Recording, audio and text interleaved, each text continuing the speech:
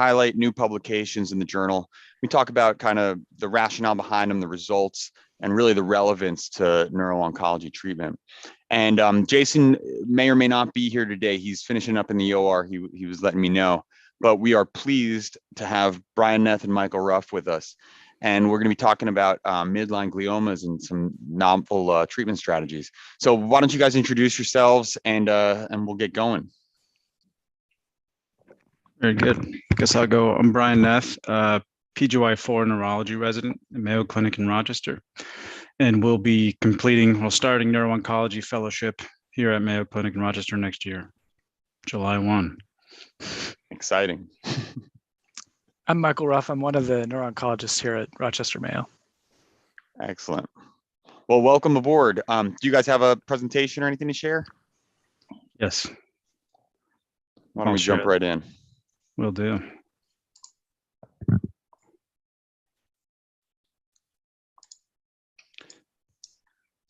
Do you see the main screen without like a presenter mode? Yeah, it looks perfect. Okay. So here's just the title of the paper that we'll be talking about. So here's sort of the basic rationale for the study. This is one of the cohort studies that we referenced in our paper. But there's an increasing identification of this entity called diffuse midline glioma in adults. Certainly it's well established in children, previously termed DIPG or diffuse infiltrating or intrinsic pontine glioma, which usually occurs in the pons. In adults, these tumors occur in all midline structures. So in the thalamus, pons, or the brainstem, and can happen in the medulla.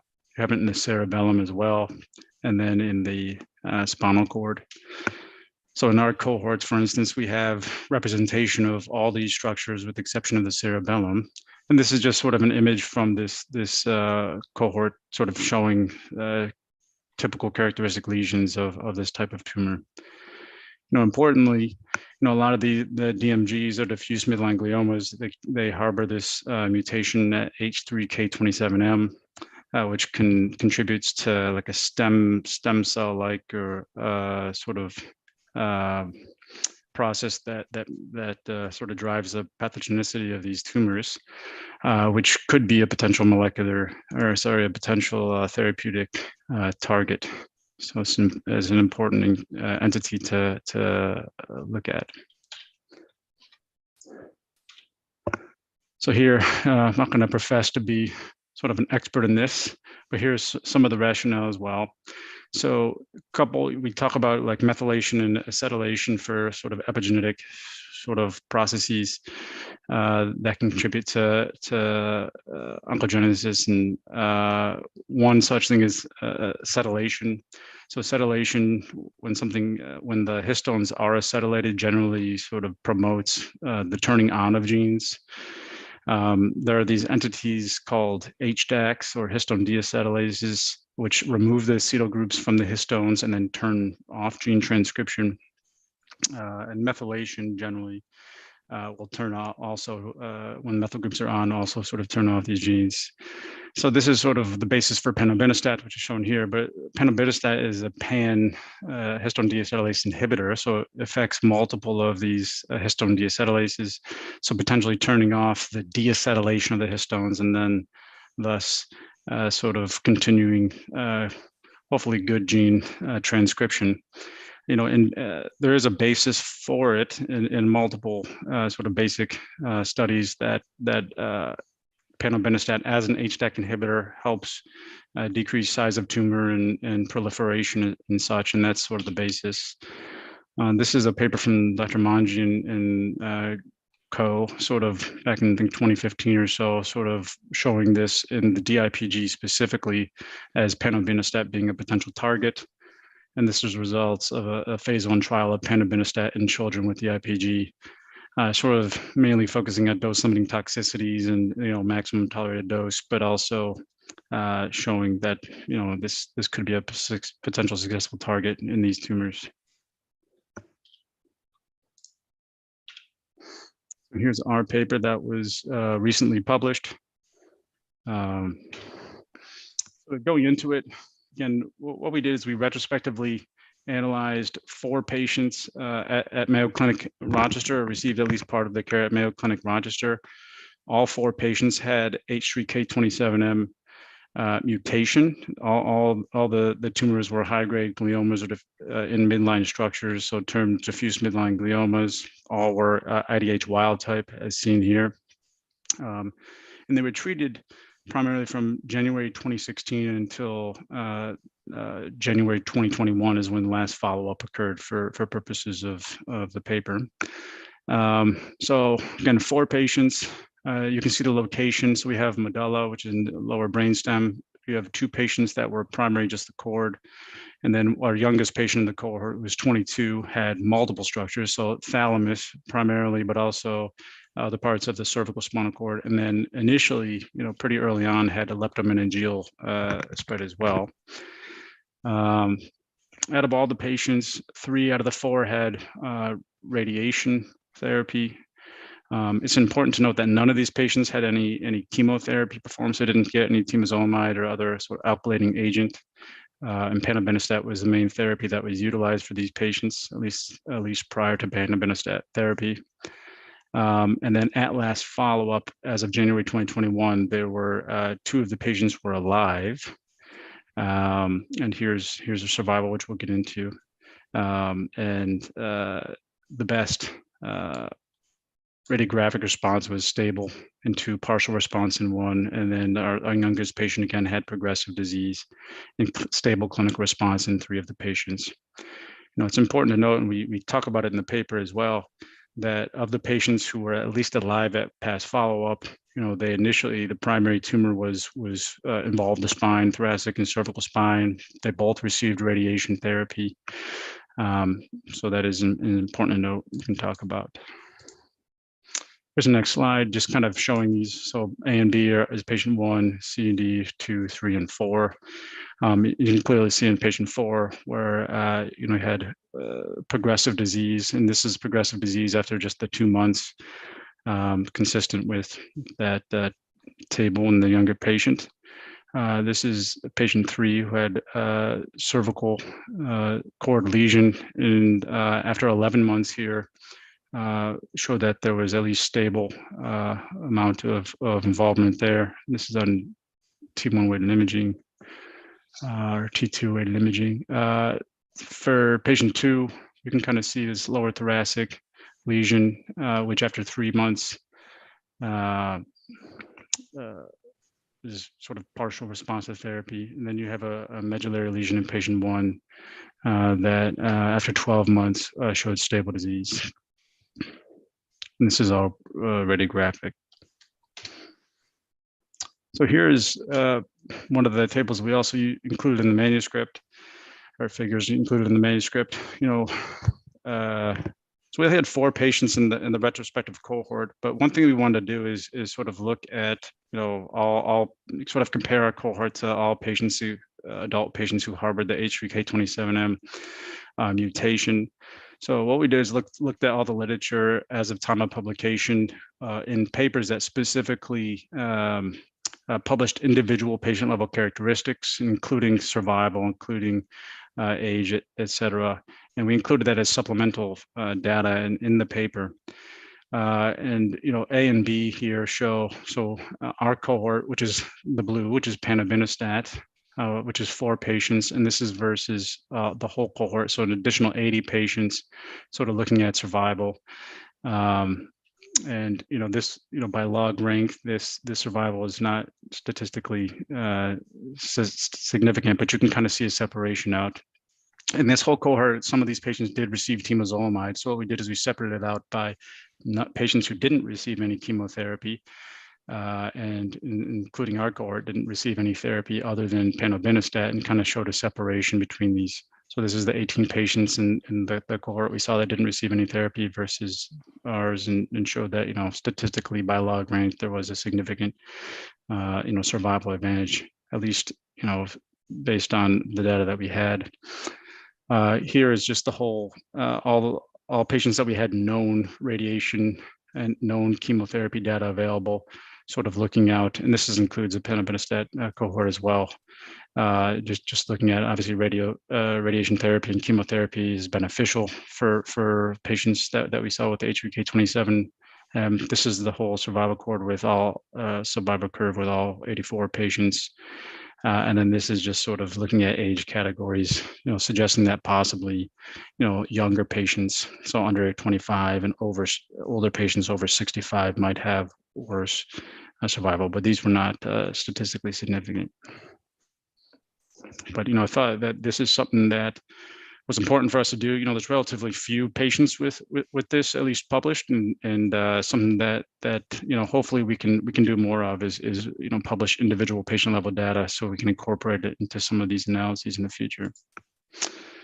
So here are the key points from our manuscript. I didn't talk about it, but we have a figure in the manuscript, and essentially this was a very well tolerated in all patients that had penobinostat therapy.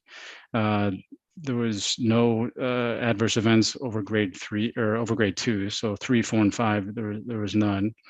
And specifically, if we look at the adverse events, the most common were fatigue, some GI like nausea, vomiting, abdominal pain. One patient had neuropathic pain, and one patient had grade 1 hypotension. So pretty well tolerated.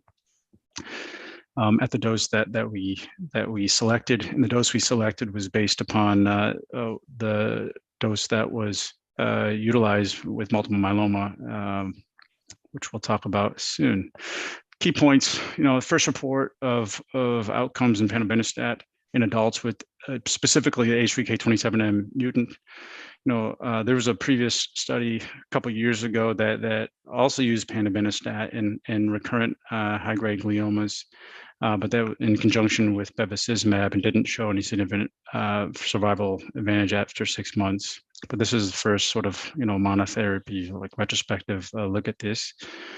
It was well tolerated without any serious adverse events. In our small cohort, the median overall survival was 42 months, which is higher than previously reported in adult patients. One thing that Dr. Ruff might talk about is the heterogeneity of adult patients with diffuse midline gliomas. And at least in the data that we saw, the median overall survival reported is from 7 months to like 28 months or so, based on all the cohorts. When in children with similar lesions, it's shorter, from like about 7 to 11 months. So that's important for us to kind of look at. And then just in general, results support it was well tolerated in these patients, and it supports further study, which there are further studies using penobinostat in these tumors. So it's important to note that even prior to the official publication, that there's been a withdrawal of FDA approval for penobinostat in its FDA approved indication of multiple myeloma. So it was initially received accelerated approval in March 2015, and then recently, December 1st, I think, of 2021, that was withdrawn. And here's just some current trials, so you can go to clinicaltrials.gov and kind of look at this. But these are just trials that have penobinostat, which is also termed LBH 589. This is a big one in children, and then there's other agents. If you kind of go back a couple of slides, there's a couple of agents like ONC201, ONC206 that are also sort of looking at some diffuse midline gliomas as a potential therapeutic targets. Is ONC201 penobinostat, or is that different? It's a different agent. Different agent. And it affects the dopamine receptor D2. It also affects some mitochondrial proteins as well. Let me go back quickly. So this primary slide, this is ONC201, dopamine receptor D2. Dopamine, yeah. It's a different therapy, but it's sort of targeting. This is a good review as well, kind of highlighting some of these other therapies, checkpoint inhibitors and stuff as well. Go back. That's it. Great, Brian. Well, thanks so much. That's a great review of the paper. And thanks so much for publishing, obviously, with the journal. I think there's a lot of questions, and so I think first and foremost is how do these data affect your decision making? Most of your patients actually weren't treated previously with chemotherapy, whereas I think other people, when faced with any midline glioma, start on temozolomide, which is standard accepted therapy for obviously high-grade gliomas. So how was your guys' decision-making affected? Was this just part of a trial, or do you guys try to avoid temozolomide up front? In essentially every case, these patients would not have qualified for the clinical trials using panobinostat or ONC201. That's before we had the ONC201 expanded access protocol here. There's the ONC206 phase 1, not to get too sidetracked, but I think it's currently open again at the NIH. But in essentially all cases here, for one reason or another, one being like leptomeningeal dissemination of disease at the outset in the young patient, or age, actually, a lot of these trials are designed for people under the age of 25 or 30. And so many of our patients would have qualified for those trials. And there is a promising biologic rationale for the use of panobinostat. A part of it developed in-house with Dr. Daniels, and I don't know if he's going to be able to join us. He's our neurosurgical colleague. But so, we were excited about it. There was a biologic rationale. We saw all of these clinical trials going on elsewhere, and our patients were sort of left out in the cold. And so, after a few failed attempts to get this for other patients off-label through compassionate use, we hit some home runs in getting it. And it was tolerated quite well. We had some initial success. And so, in patients who have these gliomas now, I at least mention it. I say, there are clinical trials using this approach. It's relatively non-toxic. We've had some success in the past. And in many cases, we have been dissuaded from using temozolomide at least after radiation. In some cases, we use temozolomide during radiation and then pivot to something else. But we don't have a lot of faith that it's going to help us. I think a lot of our thinking on this tumor has been driven by the childhood disease, and it seems to me that the adult disease is different. I mean, the survival is much better, and I also wonder if, like Brian was alluding to, if it's different in different areas of the nervous system. So, I mean, if it behaves differently in the spinal cord as opposed to the posterior fossa, as opposed to thalamus, so. I guess the short answer is they wouldn't have qualified for trials. We had some rationale and figured we'd give it a try. Well, you actually alluded to my next question, which I don't know if you can pull back up the slide. Did you see differences in radiographic progression from the spinal cord or the the medulla or the brain? Because I've seen a lot of these diseases and they're terrible, right? And I've seen them in adults. Obviously, in children it's different. I don't do pediatrics, but when it's in the spine, even with diffuse spinal disease and horrible lepto, patients can live longer because it's, you can tolerate being quadriplegic before you can tolerate your, medullary progression, right?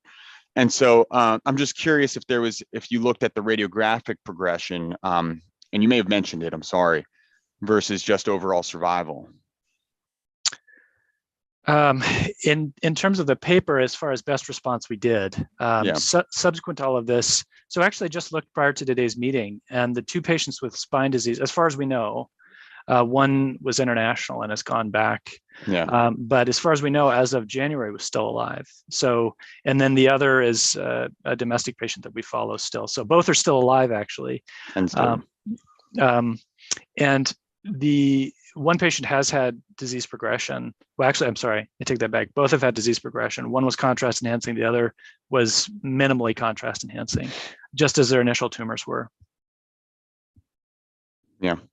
No, I think that's very interesting. And then, I think, the age thing has always been interesting, right? And what's the difference between a 22-year-old and a 30-year-old, really? And why is there suddenly a difference? Why is a 22-year-old acting like a pediatric illness and a 30-year-old not, right? And I think those are the questions that I hope you guys can answer with your next paper. So what's in the future of this for you guys? Are you guys looking into a bigger trial of this, gaining support, or looking more into the mechanisms behind it? I'm very optimistic about the current ongoing clinical trials. And I mean, through this, we have developed a relationship with Secura Bio.